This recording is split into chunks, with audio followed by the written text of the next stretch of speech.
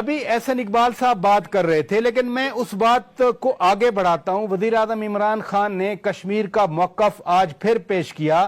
آج انہوں نے پھر بھارت کے اندر مسلمانوں کے خلاف جو ظلم و تشدد کی لہر ہے وہ بیان کی۔ کشمیر پر جس طرح کشمیر کو ہڑپ کیا نریندر مودی نے، اس پر بات کی۔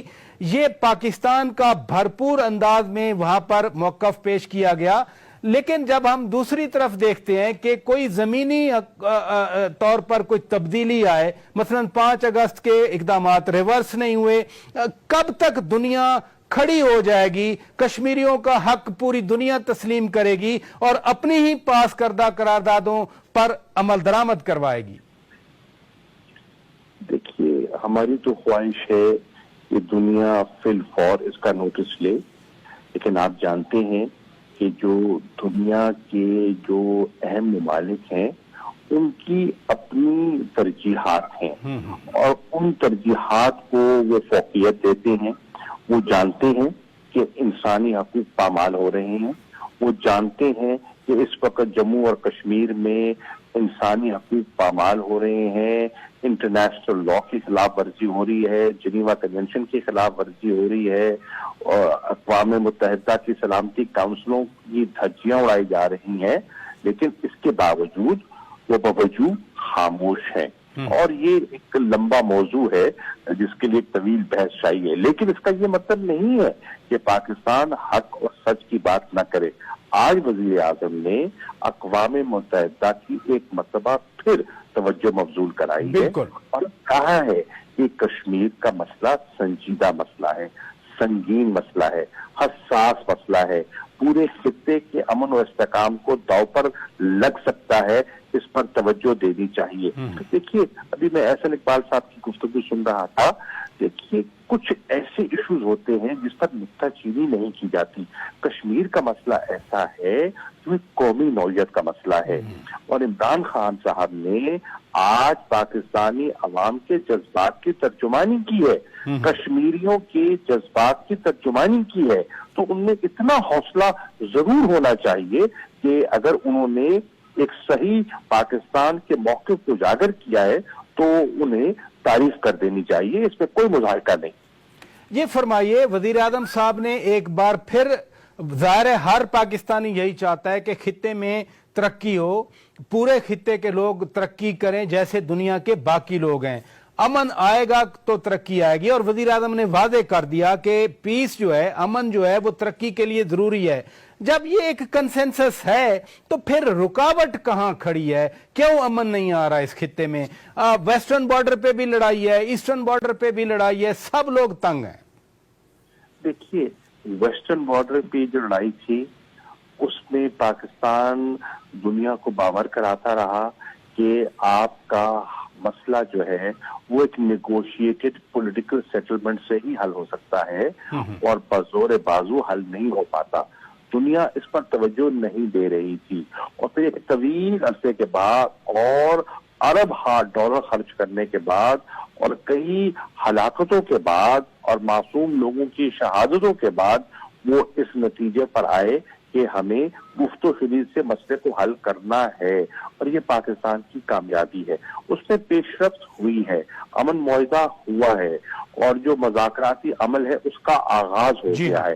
اب ہم توقع کرتے ہیں کہ افغان قیادت اپنا کردار ادا کرے اور مل بیٹھ کر آپس میں گفت و شنید سے مسئلے کا حل تلاش کرے۔ جہاں تک ہماری مشرق کی ساتھ کا تعلق ہے، اس پہ بھی ہم دنیا کو باور کرا رہے ہیں کہ مسئلہ بگڑتا جا رہا ہے، اور مسئلہ صرف پاکستان تک نہیں، اور کشمیر کا مسئلہ جو ہے، اب آپ دیکھیں لداخ میں جو کچھ ہوا اور چین اور ہندوستان کے درمیان جو کشیدگی نے جنم لیا اور جو سٹینڈ آف جاری ہے، اس کی طرف بھی دنیا کو نظر اٹھانی ہوگی۔ اب آپ کہہ رہے ہیں کہ دنیا خاموش کیوں ہے؟ دیکھیے، دنیا کی اپنی ترجیحات ہیں۔ اس وقت جو بہت سی ہمارے جو P5 ممالک ہیں، اس میں جو ان میں سے کئی اہم ممالک ہیں، ان کی ترجیحات جو ہیں وہ کچھ مختلف ہیں، اور وہ ان ترجیحات کو فوقیت دے رہے ہیں جانتے ہوئے کہ یہ مسئلہ کتنا حساس ہے، बाहर लाओ।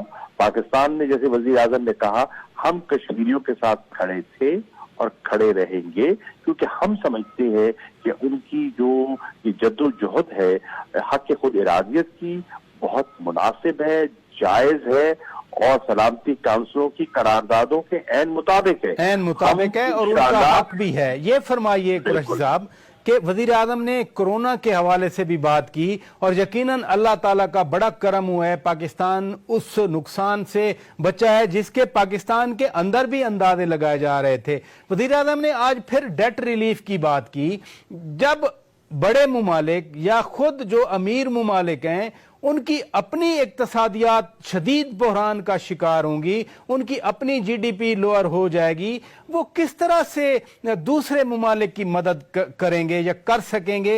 ये कहना कि वो इतने ट्रिलियन जो है वो सेट असाइड करें दीगर मुमालिक की इमदाद के लिए, थोड़ा सा अनरियलिस्टिक नहीं बनता? ये नहीं, उन्होंने ये कहा है कि जो तरक्की याफ्ता ममालिक है उन्होंने तो उसके पास वसाइल क्योंकि मौजूद है, तो उन्होंने $10 ट्रिलियन मुख्तस किए हैं इन मुश्किलात से दो चार होने के लिए। उन्होंने कहा कि IMF के एस्टिमेट के मुताबिक जो डेवलपिंग वर्ल्ड है उसको भी $2.5 ट्रिलियन दरकार हैं उनके हेल्थ सिस्टम को और उनके इकोनॉमिक चैलेंजेस को मीट करने के लिए।